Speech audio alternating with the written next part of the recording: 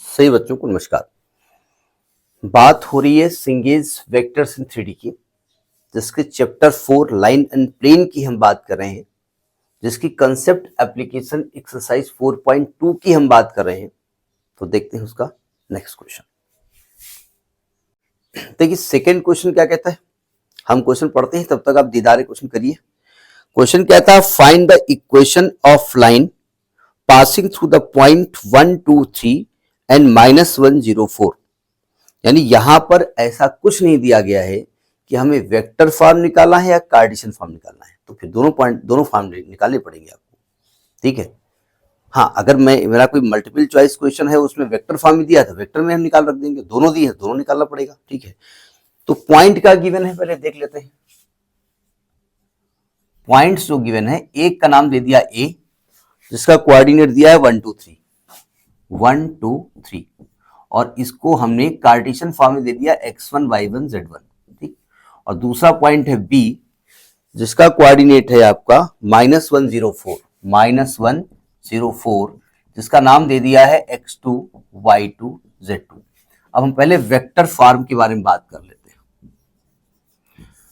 Vector form में जब कोई पॉइंट दिया होता है तो हमने बताया था उसका पोजीशन वेक्टर होता है। ठीक है, तो हम निकालेंगे पोजीशन वेक्टर ऑफ ए, जिसका नाम देंगे स्मॉल ए से। क्या तरीका होता है, 1i + 2j + 3k, यानी i + 2j + 3k।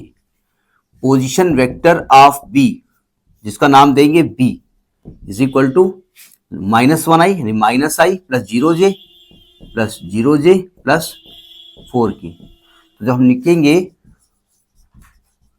Vector equation of line A B, क्या होगा, r is equal to a + lambda b - a भी हो सकता है, और r is equal to b + lambda a - b - a भी हो सकता है। मतलब यहाँ a भी हो सकता है और यहाँ पर b भी हो सकता है, दोनों ऑप्शन हो सकते हैं।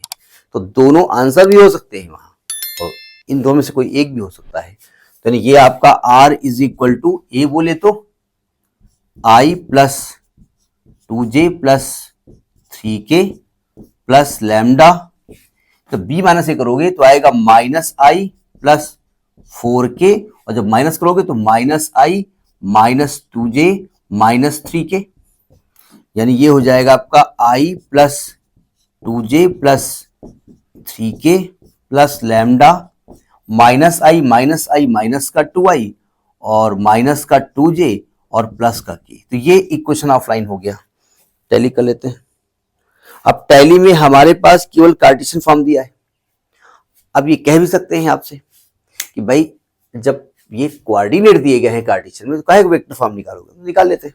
मान लेते हैं ऑप्शन में वेक्टर फॉर्म दिया होता है, और दूसरे में क्या करेंगे, r is equal to B यहां रख दोगे, यानी -i + 4k और प्लस लैम्डा, और ये तो यही रहेगा आपका -2i - 2j + k। अब एक लफड़ा, अब आप ये कह सकते हैं जब यहां आपने b- से लिखा, यहां a - b लिखो, कोई दिक्कत नहीं, क्योंकि बाहर जो लैम्डा है ना वो कांस्टेंट है।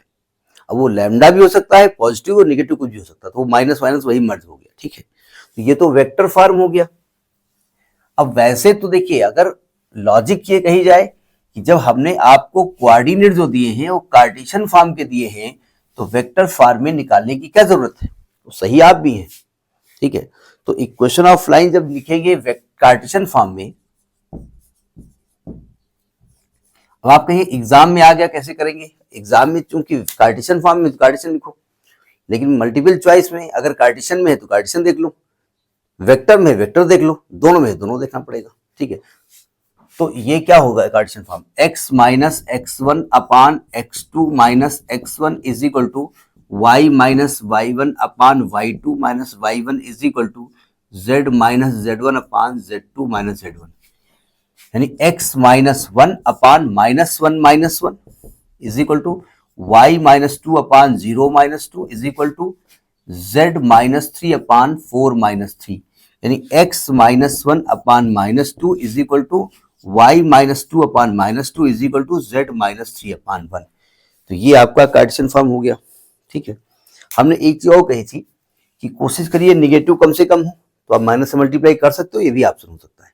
ठीक है, अच्छा, इसका कंसेप्ट क्या लगाया गया? कंसेप्ट ये लगाया गया कि ये भाई ए से पास हो रही थी, ए बी से, ठीक है। तो इसका कोऑर्डिनेट था 1 2 3, इसका कोऑर्डिनेट था -1 0 4। तो इसकी जब डीआरस निकाले ना, तो वो -1 यानी -2, 0 -2 यानी कि -2, और 4 -3 यानी कि 1, ये डीआरस हो गए। तो इसको इस पॉइंट से पास करा दिया, x - x1 upon a is equal to y - y1 upon b is equal to z - z1 upon c, ये कर दिया आपने, ठीक। लेकिन ये जो हमने x1 y1 z1 लिया है ना, वो पॉइंट ये भी हो सकता था। तो आपका इक्वेशन ये भी हो सकता है, x minus x2 upon x2 minus x1 is equal to y minus y2 upon y2 minus y1 is equal to z minus z2 upon z2 minus z1। अब ये ना कहना कि आप यहाँ पर x1 माइनस x2 क्यों लिख रहे हैं, कोई दिक्कत नहीं। अगर आप x1 माइनस x2 लिखो और चाहे x2 माइनस x1 लिखो, बात बराबर इसलिए है कि आप तीनों में अगर निगेटिव से मल्टीप्लाई कर दो तो वो उल्टा हो जाएगा। ये भी कर सकते हो, ठीक है। ये क्वेश्चन है। Next in the next video. नमस्कार।